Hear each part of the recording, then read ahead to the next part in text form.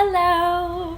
I'm back again. I'm reading Mukluks for Annabelle by Dianne Barske again because we got a case of the giggles during the read aloud, so I wanted to just do a take two. But for those of you who didn't get the chance to listen in and are listening now for the first time, this book is really special to me. It has a signature from the author Dianne Barske on the inside, and so when I was reaching out to her to ask permission to do a read aloud, I told her I have your signature in this book and I really enjoyed it growing up. And it turns out that she was actually my parents, or my dad's and my grandparents' neighbor growing up. So they were close family friends. It was cool to connect that family history, and now my grandparents have gotten back in touch with her and her husband, and it's been really cool to have sort of this source of connection now. So thank you, Dianne Barske, for writing awesome literature, and thank you for letting me read it aloud to my students and friends. Mukluks for Annabelle by Dianne Barske. This is based on a true story in Alaska. Now I'm going to read the one moment.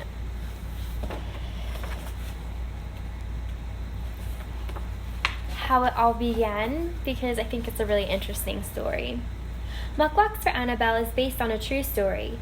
Sammy Sewell, director of the Alaska Zoo, brought the baby elephant named Annabelle to her horse barn on Anchorage hillside in 1966. She had seen the little elephant kept in a grocery store parking lot on a chain.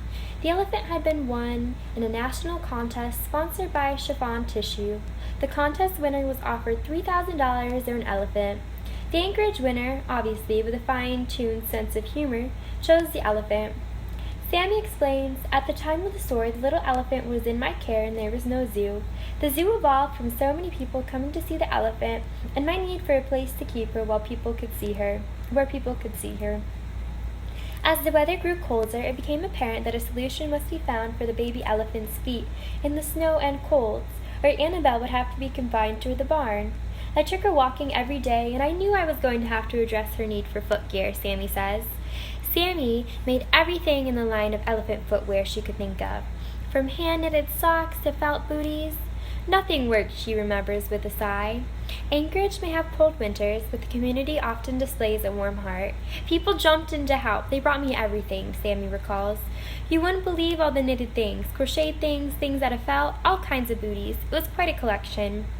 Finally, Alaskan ingenuity and know-how prevailed. What had worked so well for Alaska's native people for centuries could work for this little four-footed import, Mukluks. Native-made boots sewn from sealskin or moose hide and designed to provide snug, airtight warmth in the coldest weather. And so 4 elephant Mukluks came into being, large enough to accommodate baby elephant feet. Mukluks for Annabelle, the little elephant that won the heart of her new home, Anchorage, Alaska.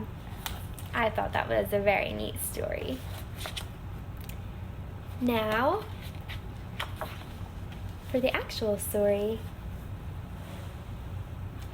Annabelle, the baby elephant, peeked out of her barn door. It was cold and white outside the barn. Big snowflakes were falling. The children at the winter zoo watched her.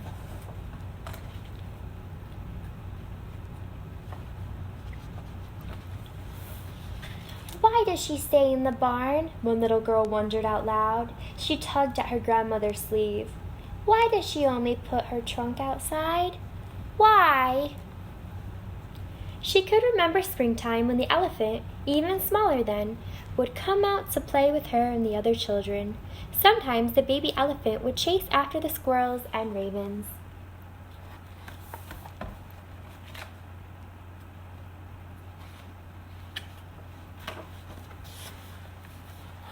"Why doesn't she come out into the snow and chase snowflakes? Why?" "Why?" her grandmother repeated. "Alaska is a strange and different place for a baby elephant, especially in our winter. Elephants are not used to snowflakes. Elephants are used to warm grass and warm feet, not cold feet in the snow."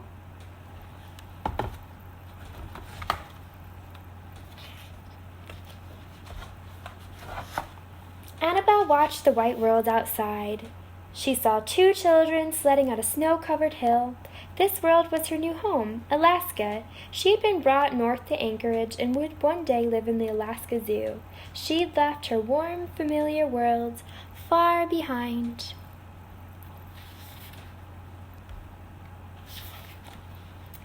Annabelle stuck her trunk out the door, catching snowflakes on it.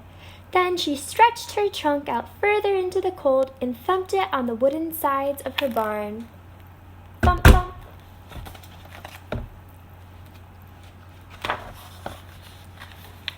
The little girl listened and watched silently now beside her grandmother. Her name was Qualu, an Eskimo name. She was from far north Alaska, Barrow, and was visiting her grandmother in Anchorage. Qualu began to sway her arms side to side, copying the swinging of the baby elephant's trunk. She thumped her boots in the snow. Thump, thump! She made deep footprints. "Akka, Grandma, the elephant wants to come out," she said. Finally, tugging again on the sleeve of Grandma's parka. Akka is her Eskimo word for grandmother.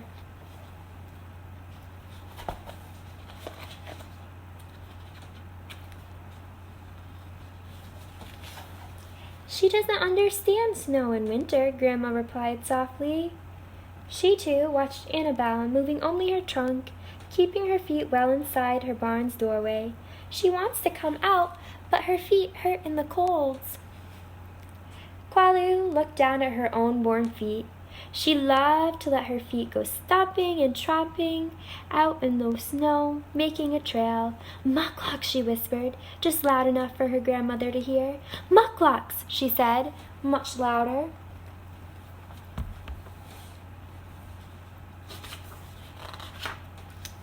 "Yes," her grandmother nodded, understanding what Qualu was telling her. "It's your mukluks, your winter boots, that let you thump and jump and play in the snow," she told Qualu. "It is the mukluks I made for you that keep your feet warm in the winter's cold. I can make mukluks for Annabelle." Qualu smiled. That was what she was trying to tell Grandma. She knew her grandmother could do it.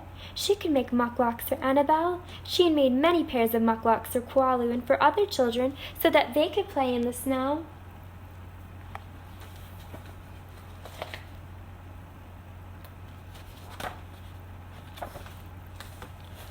Grandma got her sewing things. She got brown paper to trace Annabelle's feet. This time, she needed bigger brown paper for elephant's feet. Grandma got some moose hide for the bottoms of Annabelle's mukluks.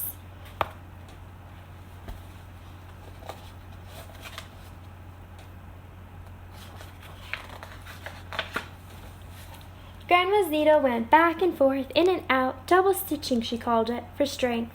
She used caribou hide for the tops and then put holes in it and made strips of caribou for leather laces. She was done. 4 mukluks for Annabelle.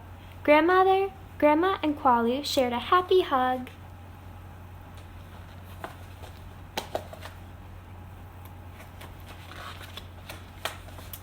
Grandmother and Qualu watched as Annabelle first wore her mukluks.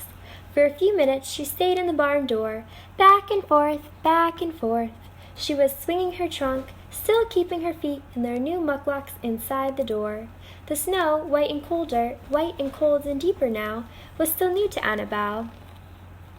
Then she put one foot into the snow, then another, then all 4 feet. She stomped, and small puffs of fluffy snow flew into the cold air. She felt all around in the snow with her trunk. Here was something new.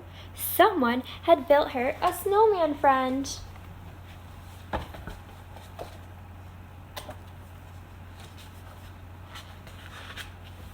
Grandma smiled. She was proud of her mukluks. "Her feet are warm now and do not hurt," she said.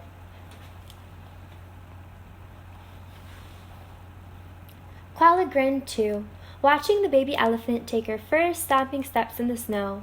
She held her grandmother's hand. Snowflakes fell gently all around. Annabelle left big, deep footprints like white pockets in the snow. 4 elephant feet were warm and snug in the mukluks for Annabelle.